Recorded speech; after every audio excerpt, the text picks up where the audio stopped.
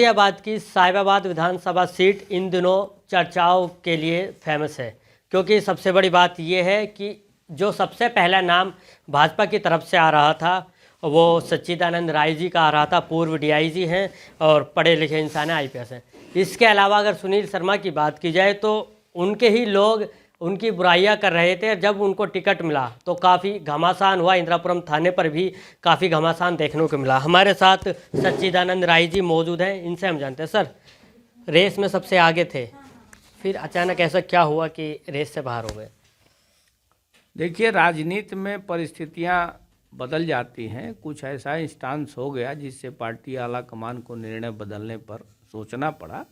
तो ये पार्टी का निर्णय है, जो भी पार्टी का निर्णय है उसका स्वागत है। पार्टी का निर्णय है, ऐसा तो नहीं होगा कि साहिबाबाद विधानसभा सीट को नुकसान हो सकता है ऐसे में, क्योंकि आज जो आपके लोग हैं वही आपके जो दूसरे प्रत्याशी हैं उनका विरोध कर रहे हैं।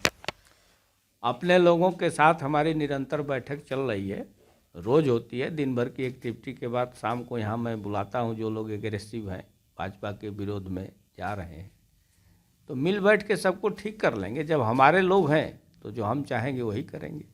अच्छा सर, लगभग 10 लाख वोटर हैं साहिबाबाद विधानसभा सीट में। एक तरफ अमरपाल शर्मा जी लड़ाई लड़ रहे हैं, दूसरी ओर AIMI को जो है गामा जी ने ज्वाइन किया है और उनको भी टिकट दे दिया गया है। और इसके अलावा बसपा से भी अभी सीट अभी ढूंढी जा रही है और छवि यादव आम आदमी पार्टी से हैं। तो ऐसे में अगर साहिबाबाद सीट की बात की जाए तो सुनील शर्मा किस स्तर पर तैयारी इस वक्त कर रहे हैं? क्योंकि अमरपाल शर्मा को लेकर कहा जा रहा है कि वो सीट निकाल कर ले जाएंगे, तो क्या तैयारी है उनकी इस वक्त?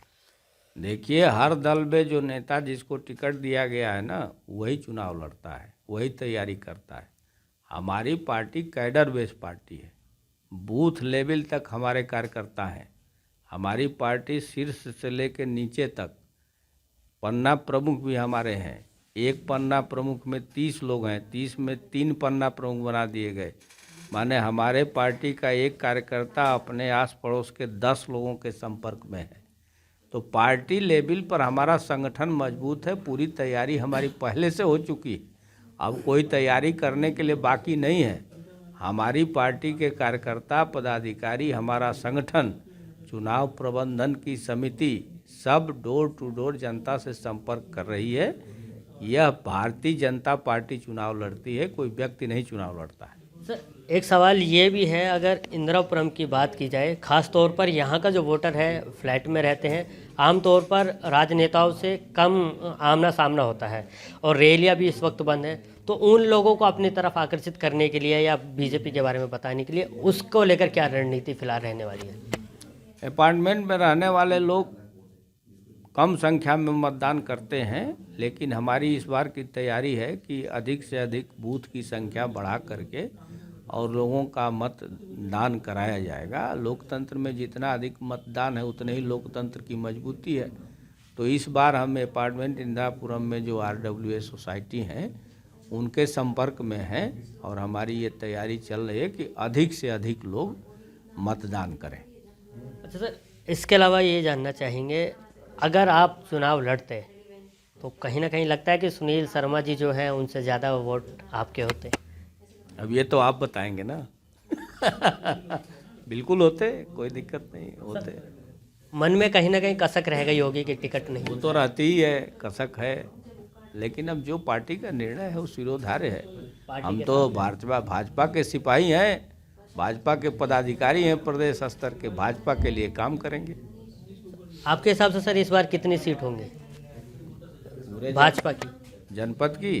भाजपा की टोटल हम 300 के पार जीत रहे हैं उत्तर प्रदेश में और पूरे बहुमत के साथ सरकार बनाएंगे। सर, अखिलेश यादव भी इस बार लाइन में है, कह रहे हैं कि वो भी है, उनका कॉन्फिडेंस भी अलग दिख रहा है।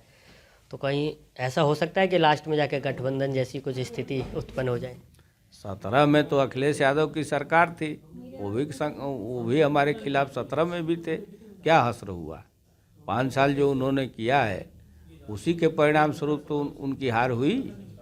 और 5 साल जो हमने किया है जनता उसको देखेगी। 5 साल में हमने अच्छा काम किया है तो जनता को स्वीकार है और इस काम के आधार पर चुनाव जीत जाएंगे।